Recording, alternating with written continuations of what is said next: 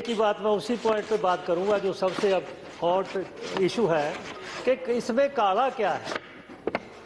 आप हमारे साथी हैं, हम हमारे साथी रहे हैं। मैं चोट नहीं करूंगा, जो असलियत है मैं उसके लिए बताऊंगा, क्योंकि आप भी किसान हैं, हम भी किसान हैं। इसमें काला ये है, इसीलिए 72 दिनों से यहाँ बॉर्डर पे किसान बैठा है। सारे देश का हिंदुस्तान सड़कों पे आ गया है और 190 शहीद हो गए हैं। उनके लिए पहले तो हम सिर झुकाकर श्रद्धा भेंट करते हैं, जिसकी इतनी कुर्बानी है। दूसरा, क्यों ये हो रहा है, क्यों वो जहाँ डेरा डाली बैठे हैं, जीरो सर्दी का है, 0 पॉइंट, और गर्मी में वो 45 डिग्री में काम करता है, बारिश में वो वहाँ बैठा है। इसका कारण क्या है? कारण है कि ये कानून जो है 18 नंबर जो पैराग्राफ है उसमें आपने पहले लिखा है आत्मनिर्भर भारत। दूसरा, उसने डबल इनकम का किया है। कैसे करेंगे? Seed to market, modernise agriculture system and growth. इतनी लाइन पे मैं बोलूंगा। इसमें हिडन एजेंडा है। यही बात है जो किसान को समझ आ गई। ये ऐसे कानून जो WTO के प्रेशर पे आ रहे हैं इस देश में भी, ये पहले कानून यूएसए यूरोपियन कंट्री में भी आ चुके हैं।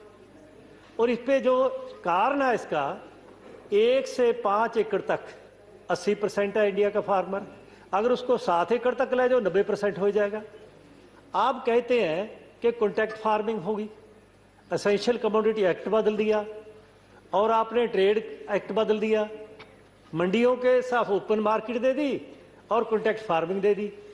क्या जब कंपनी आएगी उसके साथ 2 एकड़ 3 एकड़ वाला किसान मुकाबला कर लेगा?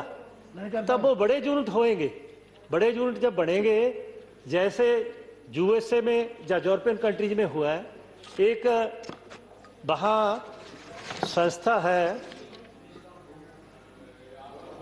वहाँ एक जो 4-5 कंपनी है जो ये सारे इस बिजनेस में है, ग्लोबल मार्केट में शेयर उनका 59% है।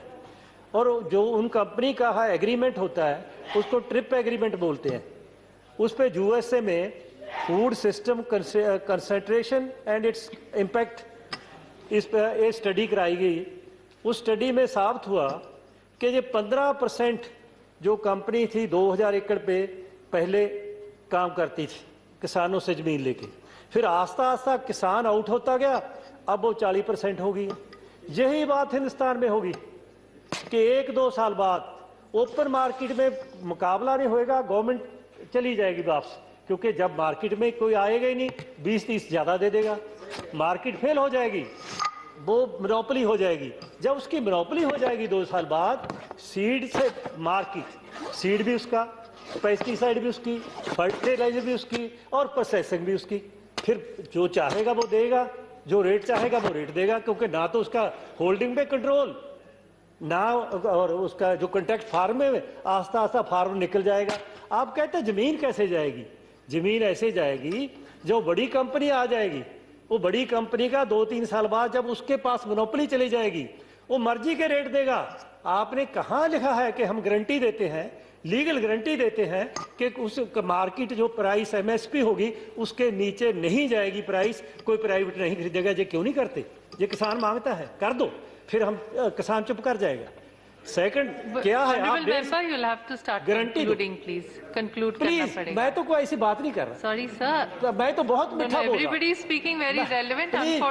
प्लीज मैं आउट ऑफ की सब्जेक्ट नहीं जा रहा, मैं बात कर रहा हूं। मैं तो कभी लेकिन जो कहना चाहता था वो तो मैं कह ही नहीं सकता, पालना पड़ेगा। इसलिए मैं पॉइंट थी, मुझे प्लीज मैं आप ही कम बोल रहा हूँ। So what can I do? इसलिए मैं कहना चाहता हूं कि उसको जमीन ऐसे जाएगी जब उसको प्राइस पे कंट्रोल नहीं रह जाएगा। कहीं हमने तो कंट्रोल की गारंटी दी नहीं लीगल, तो आस्ता आस्ता किसान कर्जाई हो जाएगा, वो कंपनी जमीन ले लेगी और सब कंपनी का कंट्रोल हो जाएगा। फिर एसेंशियल जो एक्ट है उसके तहत होर्डिंग है, रेट कंज्यूमर भी मर जाएगा और प्रोड्यूसर भी मर जाएगा। दुनिया में कहीं भी प्रोड्यूसर वो कामयाब है जिसकी मोनोपोली है। किसी चीज का भी प्रोड्यूसर है, ये फार्मूला है कि दुनिया में प्रोड्यूसर फेल होता है जिसकी मोनोपोली नहीं, वो कंपटीशन में कामयाब नहीं होता। और उसका असर किस पे होता है? कंज्यूमर पे। फायदा कौन बचाता है? जिसको आप बिचौलिया ट्रेडर कहते हैं।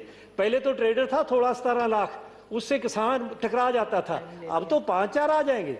5-4 कंपनी रहेगी वर्ल्ड में जिसका ये सारी वर्ल्ड पे 59% शेयर है ग्लोबल मार्केट में, तो उसका कैसे किसान मुकाबला करेगा? वो तो वकील को 5 लाख दे देगा, किसान कहाँ लाएगा पैसे? इसलिए मैं यह कहना चाहता हूं कि इस कानून को वापस लीजिए, किसान के साथ द्वारा चर्चा कीजिए। अगर हमारी बात पहले मान लेते तो ना हम तो अलग होते, आपका प्यार रहता, तो ना हमें इस्तीफा देना पड़ता और ये किसान को बहाना रुलना पड़ता और देश सारा डिस्टर्ब होता। आपको दिल्ली में जर्मन बालना निकालनी पड़ती। इसलिए मैं कहना चाहता हूँ, अभी मैं अपील करना चाहता हूँ प्रधानमंत्री जी को, ये डेमोक्रेसी है, लोग सरकार बनाते हैं, लोगों के लिए बनती है, लोगों के लिए काम करती है। इसलिए कोई बात नहीं, हम हाथ बन के कहते हैं, किसानों की तरफ से कहते हैं, जाए उनमें देखे किसान कैसे स्वागत करेंगे। सभी पार्टी के साथ नाल ले जाए लीडर जाए, उनको उनके जाने से किसान खुश हो जाएगा और उसके चर्चा के बाद ये प्रॉब्लम हल हो जाएगी। और मैं कहना चाहता हूँ, किसान को दुश्मन ना समझिए, किसान मित्र है। अगर जय जवान है, जय किसान है, ताई जय हिंदुस्तान है।